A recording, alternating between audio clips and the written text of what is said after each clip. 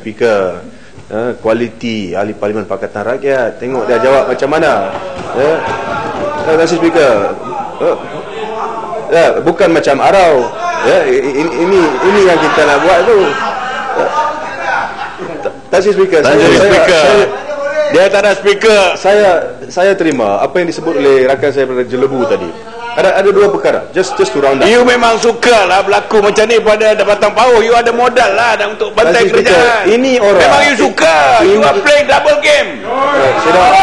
You are playing triple game. Sit down. Sudah. Teruskan. Ya. Ini yang saya sebut clown show tadi. Saya tak nak jawab kepada clown saya dalam dewan ni. Tapi Jelebu, bila kita sebut, saya difahamkan Jelebu bukan peguam. Saya bagi sedikit penjelasan. Bila kita buat penangguhan di mahkamah, penangguhan itu bukan automatik.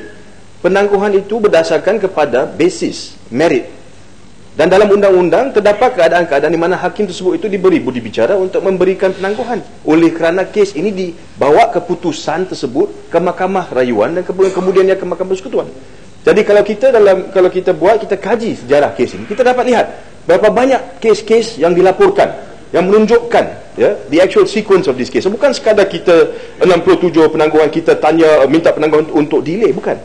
Ada sebab-sebabnya, and this is the reason why on record. Baik, terima kasih kerana tanya, saya boleh jawab. Kalau kita kaji kepada alasan-alasan dibangkitkan untuk penangguhan, memang ada.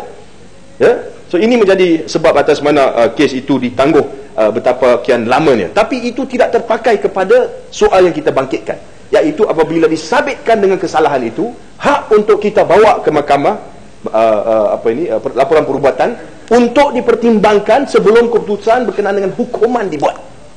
Itu hak. Dan dalam kes ini memang kita lihat hak itu diketepikan begitu saja. Ya, Yang Berhormat Supang. Terima kasih kepada Si. Saya cuba nak tanya kepada Puchong. Pertamanya, walaupun tadi isu medical tu, saya nak kaitkan dalam satu kes yang saya ingat lagi, yang saya pernah buat berkaitan dengan judicial review, di mana ada satu keputusan, tak salah saya, daripada Tan Sri A.J. Joseph, SC Dan Was, yang menyatakan right to be heard ataupun audi ultra partem ni, dia adalah satu hak yang terpakai sehingga ke peringkat sentencing. Malahan kata dia, kalau sekiranya pun the decision maker hanya mempunyai satu pilihan saja, maknanya kalau bagi mitigation pun tak guna sebab dia ada satu pilihan hukuman saja, is mandatory. Dalam keadaan begitu pun dia kata mesti bagi hak untuk didengar. Dalam kes ini, setuju tak bahawa kesalahan yang dikenakan ke atas Pematang Pauh tidak melibatkan hukuman mandatory? Hukuman itu adalah hukuman yang bersifat dengan izin budi bicara, discretion. Jadi dalam keadaan begitu, sudah tentulah dalam nak membuat mitigation ini, laporan perubatan itu memang satu yang penting. Jadi patutnya, kerana alasan ini sahaja, mahkamah seharusnya benarkan untuk ditangguhkan. Itu yang pertama. Yang keduanya, saya tentu sikit tentang nak minta pandangan dia, isu tentang kelewatan. Adakah Yang Berhormat daripada Puchong setuju dengan saya? Malahan pihak pendakwa juga pernah membuat permohonan beberapa kali menyebabkan kes ditangguhkan. Saya nak beri contoh dalam kes Pematang Pauh.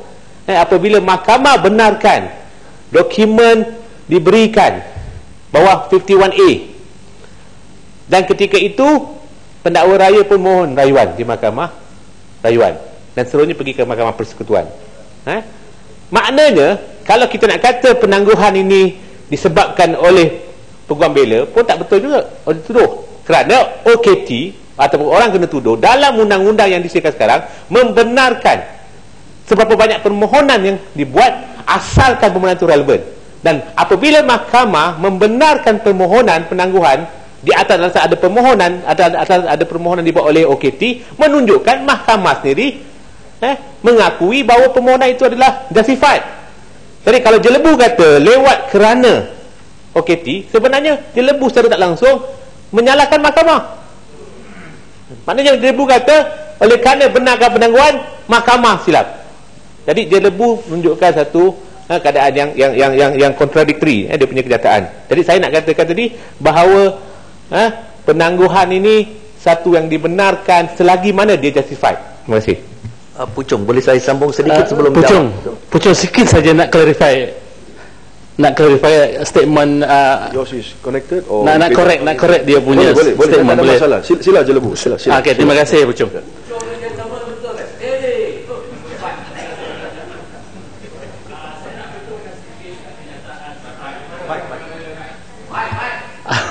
Saya nak betulkan sikit kenyataan Sepang salah faham apa yang saya maksudkan tadi itu.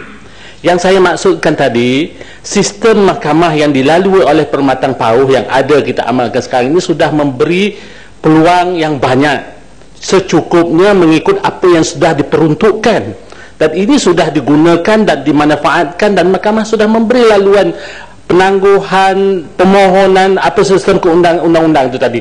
Jadi maknanya tidak ada penganiayaan dan tidak ada peluang yang tidak diberi dalam tempoh sepanjang penghakim atau perbicaraan itu berlangsung. Itu yang saya maksudkan, dan ia dibenar oleh undang-undang dan sudah pun diguna dan dimanfaatkan. Oleh kerana satu kes yang terakhir ini, maka kita generalisasikan bahawa sistem kehakiman kita tidak ada berniat jahat, dah ditentukan keputusan. Itu yang saya maksudkan, satu statement yang kurang bijak dan tidak adil kepada sistem kehakiman kita. Itu sebenarnya yang saya maksudkan.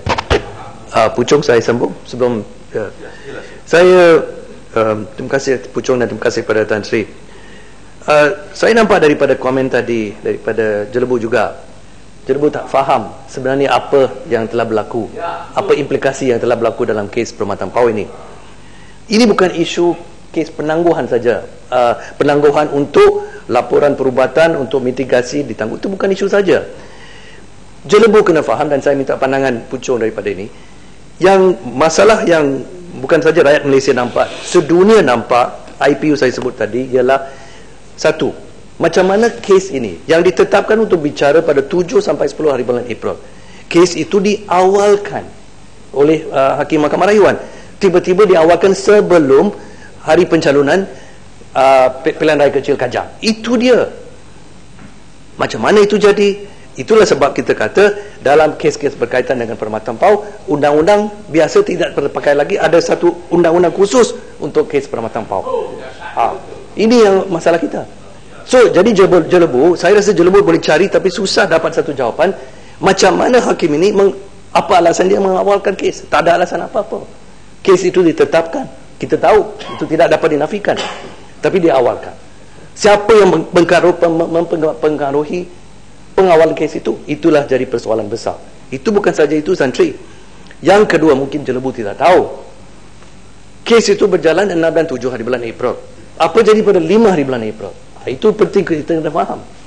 Permatang Pauh melalui peguam buat permohonan untuk menangguhkan kes yang akan bermula bicara pada 6 dan 7. Okey. Permohonan difailkan di Mahkamah Persekutuan. Difailkan tengah hari, 3:30 petang. Peguam Permatang Pauh diberitahu permohonan ini akan dibicarakan pada 4:30 petang, dalam masa 1 jam. Bukit Gelugur dan saya terlibat. Kita kata kepada so efficient. Saya sebut Tan Sri, saya tak pernah nampak mahkamah Sepang. Subang. Hujah ini seolah-olah macam saya hakim Mahkamah Rayuan. Jadi jangan buat begitu. Baik. Apa yang saya dengar tadi itu bahwa hujah kedua belah pihak. Betul. Karena hujah, jangan, kalau saya paham apa yang disebut oleh Jelebu tadi, jangan dia kata oleh kena nilai setitik, rusak sebelanga susu ataupun seekor kerbau sebuah terpalit. Itu maksud dia. Jadi sama-sama kita paham itu. Pada masa yang sama, apa yang dihujah juga mengenai dengan kecemaran oleh kena seorang, memang kita paham. Jadi jangan terlampau details, because Pucung, saya bukan hakim Mahkamah Rayuan. Betul. Sila teruskan, beralih kepada lain-lain. Saya ringkaskan saja. So, saya habiskan tadi, kita diberitahu 3:30, bicara 4:30. Peguam tak ada bawa hujah, tak ada jubah, tak bawa buku, tapi mahkamah kata tak perlu. Kita sudah panggil semua pihak untuk datang untuk bicara. Ini tak pernah berlaku sebelum ini. Jubah pun tak ada. Kita terpaksa berhujah. So, ini sekali lagi menunjukkan, dan ini Jelebu mesti faham, dan saya minta pandangan daripada Puchong, kenapa dalam kes Permatang Pauh kita ada prosedur yang khusus untuk dia, yang tidak sama dengan kes-kes lain. Ini yang persoalan Jelebu kena faham. Saya minta pandangan daripada Puchong. Ya. Ini masalah dia, Tan Sri Speaker. Ini yang membawa kepada persepsi seperti mana kita sebut tadi. Dan ini adalah sebab atas mana kita sebagai wakil rakyat kena memberitahu kepada sistem kehakiman, bila tindakan ini dilakukan, it brings a very bad image to the judiciary. Dan kita tak boleh persalahkan rakyat di luar sana untuk adakan persepsi yang tidak baik. Panjang lagi? Yang dah habis. Okey. Ya, yang lain Jelebu kalau nak tahu berkenaan dengan penangguhan dan sebagainya, boleh tanya Lenggong ni pandai bagi isu ini. Ya. Last Speaker, last point, Last Speaker, berkenaan dengan qualifications. Boleh saya hanya minta kepada kementerian untuk mempertimbangkan supaya qualifications of all judges itu dimuatkan ke atas laman web sistem kehakiman. Jadi kita dapat tahu hakim tersebut itu qualification daripada mana dan sebagainya, dan itu juga sekali lagi kepada saya membawa kepada pertingkatkan sistem atau integriti badan kehakiman yang sedia ada kita. Terima kasih Speaker, setakat itu saja. Saya ucapkan terima kasih. Terima kasih. Ini sepatutnya giliran daripada sebelah kanan, tapi kalau tidak ada yang nanti sebelah tengah hari. Selepas itu Bukit Katil. Ahli yang berhormat